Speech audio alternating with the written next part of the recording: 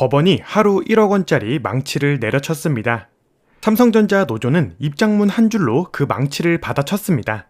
법도, 대통령도, 총리도 막지 못한 폭주였습니다.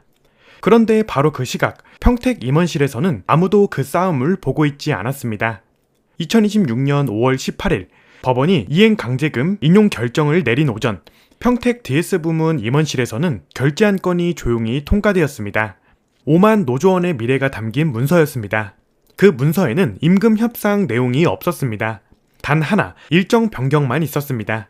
2030년에서 2028년으로 노조가 이겼다고 생각하는 그 순간 자본은 이미 다음 판을 끝내고 있었습니다. 그 한 장의 정체, 그리고 그들이 스스로 앞당긴 인간 노동의 종말을 지금부터 추적합니다. 법원의 이행강제금이란 무엇입니까? 쉽게 말하면 법원이 어떤 당사자에게 당신은 법원의 명령을 따르지 않았으니 따를 때까지 매일 이 금액을 물어야 한다고 선고하는 제도입니다. 하루 1억 원입니다. 한 달이면 30억 원입니다. 1년이면 365억 원입니다. 대한민국 노동 분쟁 역사에서 이 수준의 이행강제금이 노조에 부과된 사례는 전례를 찾기 어렵습니다.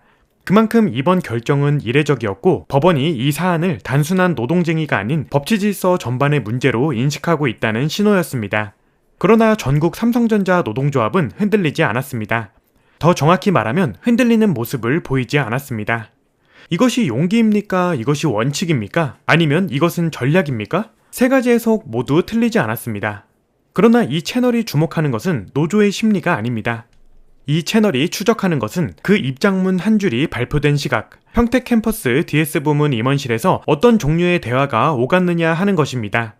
삼성전자의 총 고정자산 규모를 생각해 보십시오. 반도체 설비 하나의 가격이 수천억 원을 넘습니다. 삼성전자가 한 해 집행하는 설비 투자, 즉 캐펙스만 해도 수십조 원에 달합니다. 그런 기업에게 하루 1억 원의 이행강제금이 재정적 압박이 될 것이라고 생각한다면 그것은 이 게임의 본질을 완전히 오해한 것입니다. 사측은 처음부터 이 싸움을 돈의 관점에서 계산하고 있지 않았습니다. 적어도 단기 현금 흐름의 관점에서는 그랬습니다. 사측이 계산한 것은 전혀 다른 숫자였습니다. 그것은 바로 이번 파업이 만들어준 명분의 가격이었습니다. 기업이 자동화 투자를 단행할 때 가장 큰 장벽은 기술이 아닙니다. 비용도 아닙니다. 가장 큰 장벽은 여론입니다. 왜 멀쩡한 사람을 기계로 대체하느냐는 사회적 압박, 일자리를 빼앗는 기업이라는 낙인, 그리고 그에 따른 정치적 규제의 위험입니다. 그런데 지금 어떤 상황이 전개되었습니까? 노조 스스로가 파업을 선언했습니다. 법원의 결정을 무시했습니다. 생산 라인을 멈췄습니다. 이 순간 자본에게는 수십 년치의 명분이 한꺼번에 쌓였습니다. 우리는 협상을 원했지만 생산 안정성을 담보할 수 없는 구조라면 대안을 찾을 수밖에 없다. 이 한 문장을 만들어내기 위해 어떤 기업이 로비를 하고 PR 회사를 고용하고 수년의 시간을 썼겠습니까? 그런데 그 문장이 이번 파업 하나로 자연스럽게, 합리적으로, 누가 봐도 이해할 수 있는 형태로 완성되었습니다. 평택 임원실에서 통과된 것은 가처분 신청 대응안이 아니었습니다. 그 문서의 제목은 훨씬 더 냉정했습니다. 글로벌 반도체 경쟁 대응을 위한 생산 안정화 중장기 로드맵, 그 문서 안에는 인력 계획이 아닌 설비 투자 계획이 담겨 있었습니다. 그리고 그 일정표에는 기존보다 2년 앞당겨진 숫자가 적혀 있었습니다. 대중이 노조의 정신승리를 보고 있을 때 자본은 체스판을 아예 새로 펼치고 있었습니다.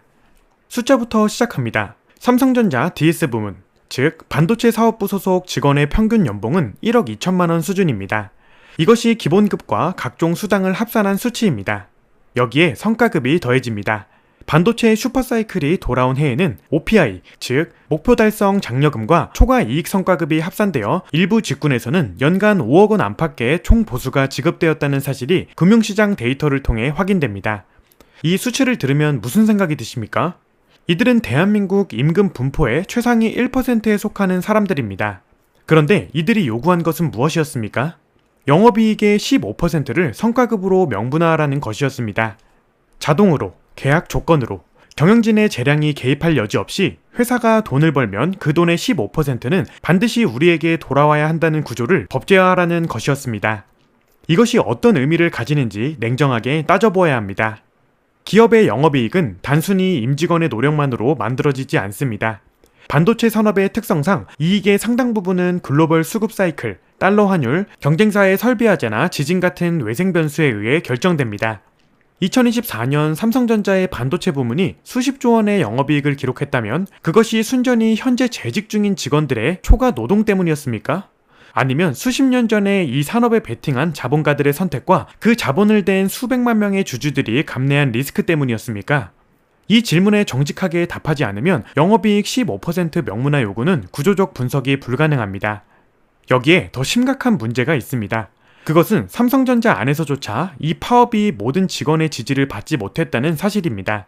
수원가전 사업장, DX 부문으로 분류되는 이 사업장의 직원들은 이번 총파업에 동조하지 않았습니다. 그들은 출근을 선택했습니다. 대중 앞에서 이 사실은 조용히 처리되었습니다. 그러나 이 침묵이 담고 있는 내용은 결코 작지 않습니다. 왜 같은 회사의 직원들이 다른 선택을 했습니까? 이유는 단순합니다. 이해관계가 달랐기 때문입니다. DS 부문 직원은 반도체 슈퍼사이클의 수혜를 직접적으로 받는 위치에 있습니다. 그들의 성과급은 메모리 가격이 오를 때마다 폭발적으로 증가합니다. 반면 DX 부문, 즉 스마트폰과 가전을 담당하는 직원들의 임금 구조는 다릅니다. 성과급의 스케일도 다르고 사업의 사이클도 다릅니다. 두 집단은 삼성전자라는 동일한 이름 아래 고용되어 있지만 실질적으로는 완전히 다른 노동시장에 속해 있습니다. 그렇다면 DS 부문의 영업이익 15% 명문화 요구는 DX 부문 직원들에게 어떤 의미였습니까? 그것은 자신들의 이해와 무관한 혹은 자신들에게 오히려 불리하게 작용할 수 있는 구조 변경이었습니다. 기업의 재원은 무한하지 않습니다. DS 부문의 성과급 자동 인출 구조가 명문화된다면 그 재원은 어디에서 옵니까? 이것이 DX 부문 직원들이 출근을 선택한 이유를 설명하는 가장 냉정한 경제적 답변입니다. 그러나 이 분석에서 진짜 충격적인 지점은 따로 있습니다. 그것은 삼성전자 내부의 계급선이 단순히 사측과 노측 사이에 있는 것이 아니라 노동자들 사이에 이미 선명하게 그어져 있다는 사실입니다. 평균 연봉 1억 2천만 원, 성과급 수억 원을 수령하는 집단과 같은 회사 배지를 달고도 그보다 현저히 낮은 보상구조 안에 있는 집단, 이 두 집단이 하나의 노조 이름 아래에 묶일 수 있다고 생각한다면 그것은 계급의 언어가 아니라 감정의 언어로 노동 문제를 바라보는 것입니다. 자본은 이 균열을 보았습니다. 그리고 자본은 이 균열이 얼마나 유용한지도 알았습니다. 파업은 반도체 라인에 집중되었습니다. 가전 라인은 돌아갔습니다. 사측은 전사 차원의 생산 대란을 막으면서 동시에 DS 부문 파업의 장기화를 견뎌냈습니다. 그 인내의 끝에서 사측이 손해진 것은 타결안이 아니었습니다. 그것은 무인화 투자의 가속화를 정당화하는 완벽한 데이터셋이었습니다. 파업 기간 동안의 생산 차질 규모, 인건비 대비 손실 규모, 협상 불가능성에 대한 경영진의 내부 보고서, 이 모든 숫자들이 평택 핏보 설비수자 계획서의 근거 데이터로 편입되었습니다. 이 싸움에는 처음부터 두 명의 플레이어만 있었던 것이 아닙니다. 언론은 노조와 사측 두 개의 진영만을 조명했습니다. 그러나 이 싸움의 실질적인 피해 당사자이면서도 단 한 번도 협상 테이블에 앉지 못한 세 번째 집단이 있습니다. 삼성전자 주식을 보유한 300만 명의 개인 주주들입니다. 이들을 단순히 투자자로 분류하는 순간 이 사안의 본질이 흐려집니다. 대한민국 주식시장에서 삼성전자는 그 자체가 하나의 국민자산으로 가능해 왔습니다. 퇴직금을 넣은 60대 가장이 있었습니다. 적금 대신 삼성전자를 선택한 30대 직장인이 있었습니다. 매달 소액으로 분할 매수하며 노후를 준비한 자영업자가 있었습니다. 이들이 가진 것은 단순한 금융상품이 아니었습니다. 그것은 대한민국 제조업 최강자에 대한 신뢰였습니다. 그 신뢰가 흔들리기 시작한 것은 파업 자체 때문이 아니었습니다. 진짜 충격은 영업이익 15% 명문화 요구가 공개되었을 때였습니다. 이 요구가 무엇을 의미하는지 주주의 관점에서 냉정하게 계산해 보아야 합니다. 기업의 이익은 크게 세 방향으로 배분됩니다. 재투자, 주주환원, 그리고 임직원 보상입니다. 이 세 항목은 서로 경쟁 관계에 있습니다. 영업이익의 15%가 성과급으로 자동 인출되는 구조가 계약으로 명문화된다면 이 금액은 주주 배당과 자사주 매입 재원에서 직접 빠져나갑니다. 재투자 여력도 축소됩니다. 단순 계산으로 삼성전자의 반도체 부문이 연간 30조 원의 영업이익을 기록하는 해에 15%는 4조 5천억 원입니다. 이 금액이 협상이 아닌 계약에 의해 고정지출로 전환되는 것입니다. 주주의 권리는 어디에 있습니까? 이사회의 재량은 어디에 있습니까? 시장 상황에 따른 유연한 자원 배분 기능은 어디로 사라집니까? 글로벌 기관 투자자들은 이 순간을 놓치지 않았습니다. 그들이 주목한 것은 파업의 명분이나 노조의 요구 내용이 아니었습니다.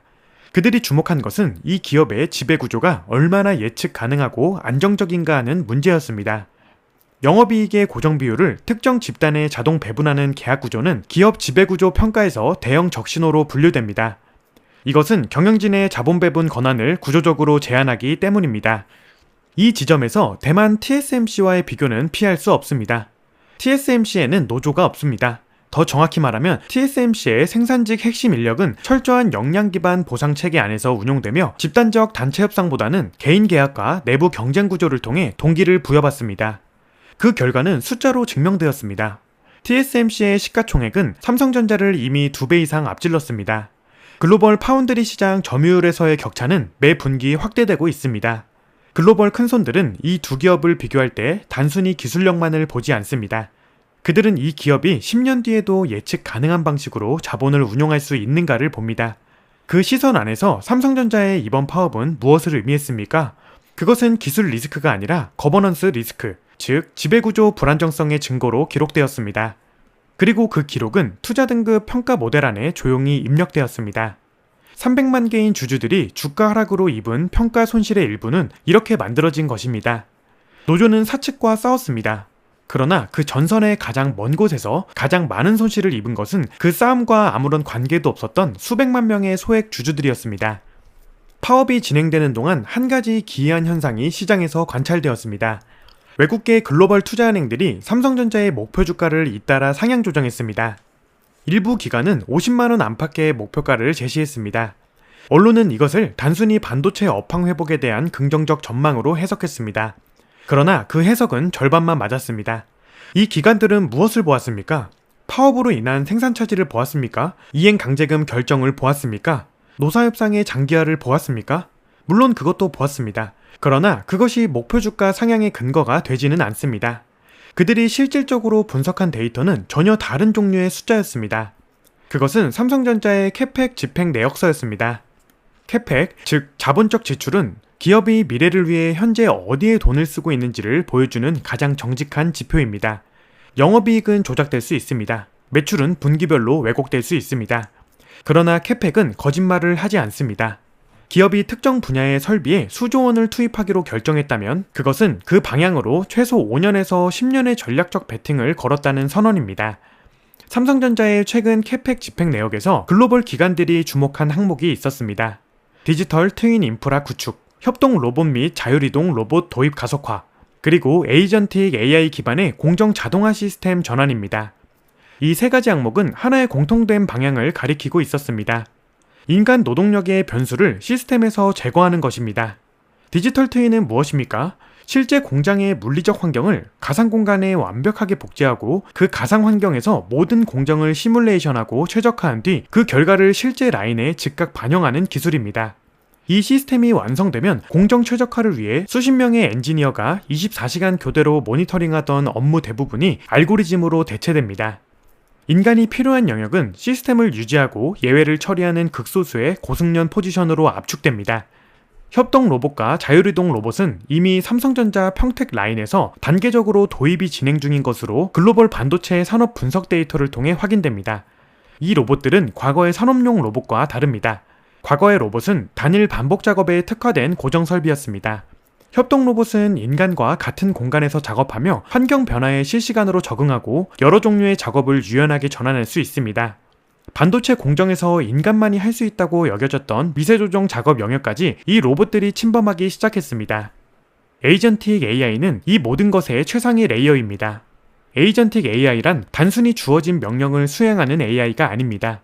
스스로 목표를 설정하고 환경을 인식하고 계획을 수립하고 실행하고 결과를 평가하고 다음 행동을 결정하는 자율적 판단 능력을 가진 AI 시스템입니다.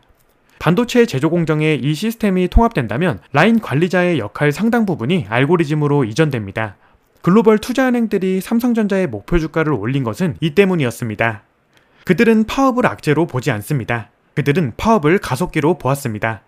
인간 노동력의 리스크가 수치화되어 경영진에게 제시되는 순간 자본 배분의 방향은 명확해집니다. 불확실한 인간에서 예측 가능한 기계로 파업 기간 동안 삼성전자가 입은 생산 차질 손실은 단기 비용이었습니다.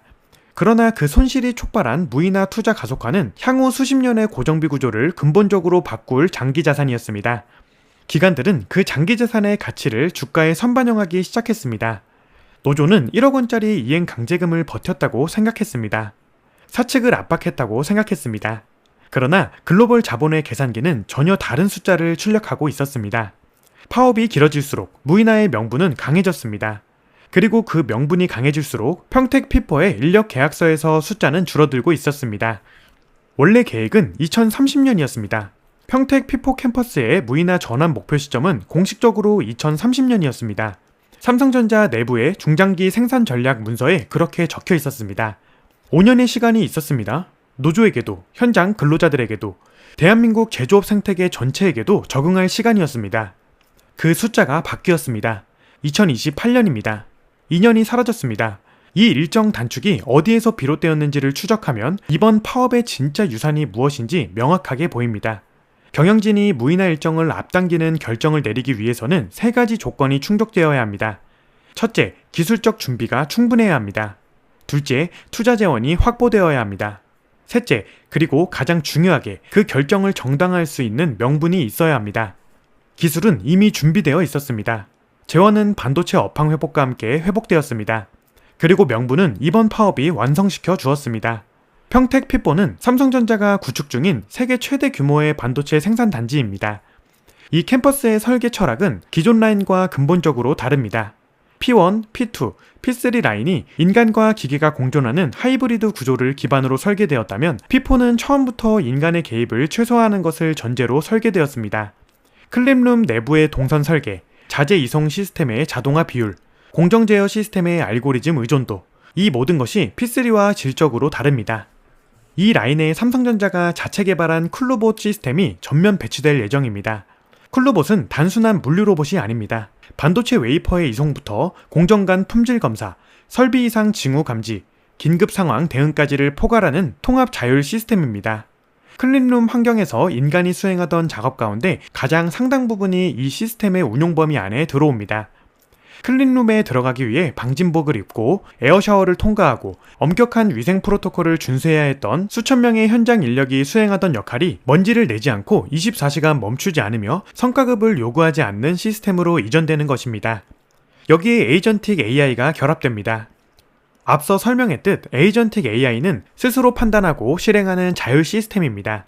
반도체 공정에서 이 시스템이 완전히 통합될 경우 수율 개선을 위한 공전 파라미터 조정, 설비 예방 정비 일정 최적화, 불량 원인 분석 및 대응까지를 인간 엔지니어의 개입 없이 처리할 수 있습니다.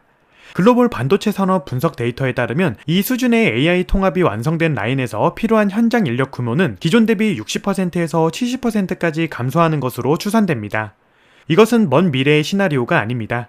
2028년을 목표로 지금 이 순간에도 설비가 반입되고 소프트웨어가 설치되고 있는 현재의 공사 계획입니다. 이 지점에서 반드시 짚어야 할 것이 있습니다. 무이나의 직접적 피해자가 파업에 참여한 노조원들 뿐이라고 생각한다면 그것은 이 문제의 파급 범위를 심각하게 과소평가한 것입니다. 삼성전자의 무이나 로드맵은 협력사 생태계 전체로 파급됩니다. 삼성전자 평택 캠퍼스 주변에는 수백 개의 협력업체가 밀집해 있습니다. 설비 유지 보수, 소모품 공급, 물류, 급식, 보안, 시설 관리에 이르기까지 삼성전자의 생산 활동에 연동된 간접 고용인력의 규모는 직접 고용인력의 몇 배에 달합니다. 무이나 라인은 소모품 교체 주기를 줄이고 물류 인력을 자동화하고 시설 관리를 원격 모니터링으로 대체합니다. 이 과정에서 삼성전자 정규직이 아닌 협력업체 소속의 비정규직 근로자들이 가장 먼저 그리고 가장 조용히 일자리를 잃습니다. 여기서 이 사안이 삼성전자 한 회사의 문제로 끝나지 않는 이유가 나옵니다. 삼성전자의 무이나 모델이 수익성과 생산 안정성 면에서 우위를 증명하는 순간 이것은 대한민국 제조업 전체의 표준 모델이 됩니다. SK 하이닉스가 따라갑니다. 현대자동차가 따라갑니다. LG전자가 따라갑니다. 각 기업의 경쟁사들이 뒤를 잇습니다. 자본주의 시스템에서 비용을 절감하고 생산성을 높이는 모델이 등장했을 때 경쟁 기업이 그것을 채택하지 않는 것은 불가능합니다. 채택하지 않는 기업은 시장에서 도태됩니다. 이 파급의 끝에 서 있는 것은 대기업 정규직 노조원이 아닙니다. 중소제조업체의 생산직 근로자입니다. 물류창고의 피킹 작업자입니다. 설비 점검을 담당하는 기술직 계약직 근로자입니다. 지금 이 순간 누군가는 나는 삼성전자 직원이 아니니까 관계없다고 생각하실 수 있습니다. 그러나 삼성전자가 만들어낸 무이나의 경제적 논리는 업종과 기업 규모를 가리지 않고 확산됩니다. 이것이 이번 파업이 단순한 대기업 노사 갈등이 아닌 대한민국 노동시장 구조 전체의 전환점으로 기록되어야 하는 이유입니다. 노조는 영업이익 15%를 요구했습니다. 그 요구가 완성시켜준 것은 무엇이었습니까? 인간 노동력을 시스템의 변수가 아닌 리스크로 재분류하는 자본의 결정이었습니다. 리스크는 제거됩니다. 협상되지 않습니다. 관리되지 않습니다. 제거됩니다. 2028년 평택 핏보의 클린룸 안에서 클로봇이 웨이퍼를 이송하는 그 시각, 성과급을 요구할 인간은 그 공간에 없습니다. 그리고 그 공간을 설계한 자본은 그것을 처음부터 알고 있었습니다. 노조도 정부도 언론도 보지 못한 그 결말을 평택 임원실의 결재 문서는 이미 2026년 5월에 완성해 두었습니다. 이것이 돌변한 이재용이 내린 명령의 정체입니다. 그리고 이것이 당신의 자리가 사라지는 이유입니다. 그럼 시청해주셔서 감사합니다.